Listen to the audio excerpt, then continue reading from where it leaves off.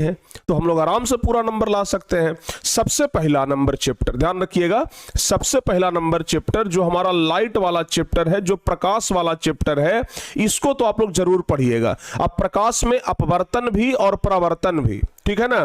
तो पहला number chapter है प्रकाश का अपवर्तन और प्रकाश का प्रवर्तन। यहां से 12 से 13 नंबर का सवाल पूछा जाता है। यहां से 12 से 13 नंबर का सवाल पूछा जाता है। तो ये आपके लिए काफी महत्वपूर्ण चैप्टर है।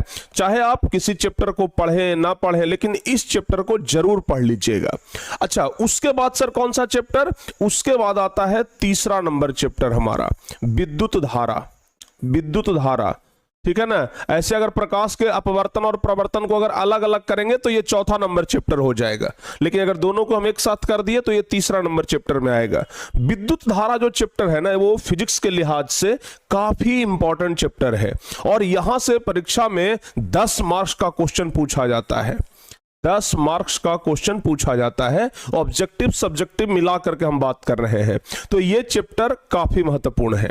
और एक सबसे लास्ट वाला चैप्टर प्यारे बच्चे, जिसको हम कहते हैं ना छठा नंबर चैप्टर या 5वां नंबर चैप्टर हम लोग कह सकते हैं। अगर इसको हम तीसरा माने हैं तो ये 5वां नंबर चैप्टर हो जाएगा, ऊर्जा के स्रोत। छोटा तो चैप्टर है लेकिन काफी इंपॉर्टेंट चैप्टर है, ठीक है ना। ये छोटा चैप्टर है लेकिन काफी इंपॉर्टेंट चैप्टर है, क्योंकि इस छोटे से चैप्टर से 10 नंबर का सवाल पूछा जाता है, ठीक है ना। 10 नंबर का सवाल पूछा जाता है। तो भाई फिजिक्स में ना आपको सिर्फ ये 3 चैप्टर पढ़ना है। फिजिक्स में बस ये 3 चैप्टर पढ़ना है। अगर ये 3 पढ़ करके जाते हैं तो 10, 20 और 30 से 3 33, यानी कि 30 से 33 नंबर का क्वेश्चन तो आप बना करके आएंगे।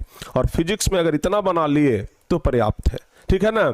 यानी कि आप देख रहे हैं, हालांकि ऐसा नहीं है कि मानव नेत्र से क्वेश्चन नहीं पूछा जाता है, उससे भी पूछा जाता है, चुंबकीय प्रभाव से भी क्वेश्चन पूछा जाता है। तो इसलिए हम फिर से एक बार